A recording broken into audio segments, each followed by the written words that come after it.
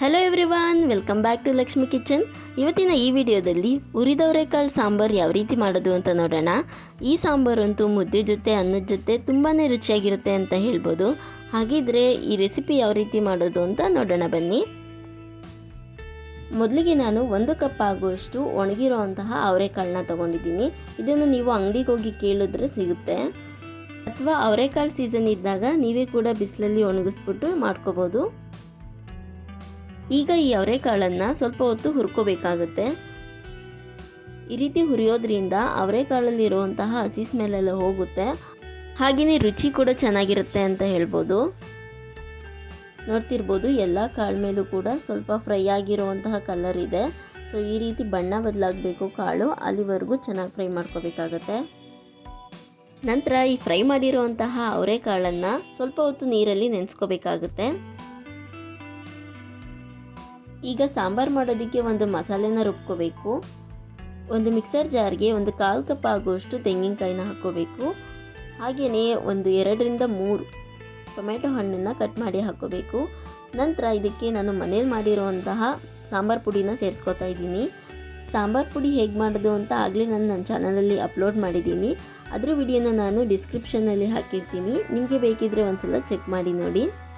ಈಗ ಇಷ್ಟನ್ನು ಹಾಕಿ ಚೆನ್ನಾಗಿ ರುಬ್ಕೋಬೇಕಾಗುತ್ತೆ. ಇಷ್ಟೇ ಹುರಿದವರೆಕಾಳು ಸಾಂಬಾರು ಮಾಡೋದಕ್ಕೆ ಮಸಾಲೆ. ನಂತರ ಒಂದು ಸ್ಟವ್ ಮೇಲೆ ಕುಕ್ಕರ್ನ ಇಟ್ಟು ನಾವು ನೆನೆಸಿಟ್ಕೊಂಡಿದ್ವಲ್ಲ ಆ ಅವರೆಕಾಳನ್ನ ಸೇರಿಸ್ಕೋಬೇಕು. ಇದ್ರ ಜೊತೆಗೇ ಆಲೂಗೆಡ್ಡೆ ಬದನೆಕಾಯಿನ ಸೇರಿಸ್ಕೋಬೇಕು. ನಾನಿಲ್ಲಿ ಗುಂಡು ಬದನೆಕಾಯಿನ ತೊಗೊಂಡಿದ್ದೀನಿ, ನೀವು ಬೇಕಿದ್ದರೆ ಉದ್ದು ಬದನೆಕಾಯಿನೂ ಕೂಡ ತೊಗೋಬೋದು. ಆಲೂಗೆಡ್ಡೆ ಬದನೆಕಾಯಿ ಹಾಕಿದ್ರೆ ಕಾಳು ಸಾಂಬಾರಂತೂ ತುಂಬ ರುಚಿಯಾಗಿರುತ್ತೆ. ನಂತರ ಇದಕ್ಕೆ 1 ಈರುಳ್ಳಿನ ಕಟ್ ಮಾಡಿ ಹಾಕ್ಕೋಬೇಕು. ಹಾಗೆಯೇ 1 ಟೊಮೆಟೊ ಹಣ್ಣನ್ನು ಕೂಡ ಸ್ವಲ್ಪ ಮೀಡಿಯಮ್ ಸೈಜಲ್ಲಿ ಕಟ್ ಮಾಡಿ ಸೇರಿಸ್ಕೊತಾ ಇದ್ದೀನಿ. ನಂತರ ನಾವು ರುಬ್ಬಿಟ್ಕೊಂಡಿದ್ವಲ್ಲ ಆ ಮಸಾಲೆನ ಸೇರಿಸ್ಕೋಬೇಕು. ರುಬ್ಬಿರೋ ಮಸಾಲೆ ಹಾಕಿದ ನಂತರ ನಿಮಗೆ ಸಾಂಬಾರು ಯಾವ ಕನ್ಸಿಸ್ಟೆನ್ಸಿ ಬೇಕೋ ಅಷ್ಟು ನೀರನ್ನ ಸೇರಿಸ್ಕೊಂಡು ಮಿಕ್ಸ್ ಮಾಡ್ಕೋಬೇಕಾಗತ್ತೆ.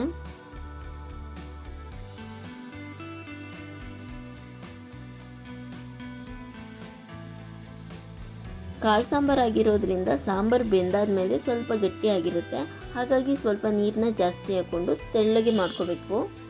ನಂತರ ಇದಕ್ಕೆ ರುಚಿಗೆ ತಕ್ಕಷ್ಟು ಉಪ್ಪನ್ನು ಸೇರಿಸ್ಕೋಬೇಕಾಗತ್ತೆ. ಉಪ್ಪಾಕಿ ಒಂದ್ಸಲ ಚೆನ್ನಾಗಿ ಮಿಕ್ಸ್ ಮಾಡಿಕೊಂಡು ಕುಕ್ಕರ್ ಲಿಡ್ನ ಕ್ಲೋಸ್ ಮಾಡಿ 2 ವಿಷಲ್ನ ಕೂಗಿಸ್ಕೋಬೇಕಾಗುತ್ತೆ.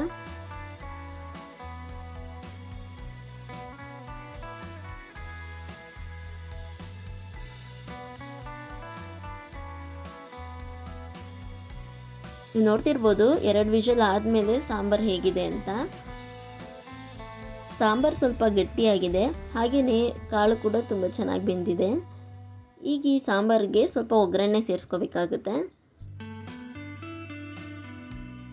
ಒಂದು ಒಗ್ಗರಣೆ ಪಾತ್ರೆಗೆ 2 ಸ್ಪೂನ್ ಆಗುವಷ್ಟು ಅಡುಗೆ ಎಣ್ಣೆನ ಸೇರಿಸ್ಕೊಂಡು ಎಣ್ಣೆ ಚೆನ್ನಾಗಿ ಕಾದ ನಂತರ ಸಾಸಿವೆ ಜೀರಿಗೆ ಹಾಕ್ಕೊಬೇಕು. ಸಾಸಿವೆ ಜೀರಿಗೆ ಚಟಪಟ ಅಂತ ಅಂದಮೇಲೆ ಸ್ವಲ್ಪ ಜಜ್ಜಿರೋವಂತಹ ಬೆಳ್ಳುಳ್ಳಿನ ಸೇರಿಸ್ಕೋಬೇಕು. ಇದ್ರ ಜೊತೆಗೇ ಸ್ವಲ್ಪ ಇಂಗನ್ನ ಸೇರಿಸ್ಕೊಂಡು ಚೆನ್ನಾಗಿ ಫ್ರೈ ಮಾಡ್ಕೋಬೇಕು. ನಂತರ ಕರಿಬೇವು ಮತ್ತು ಅರ್ಧ ಈರುಳ್ಳಿನ ಕಟ್ ಮಾಡಿ ಹಾಕ್ಕೋಬೇಕು.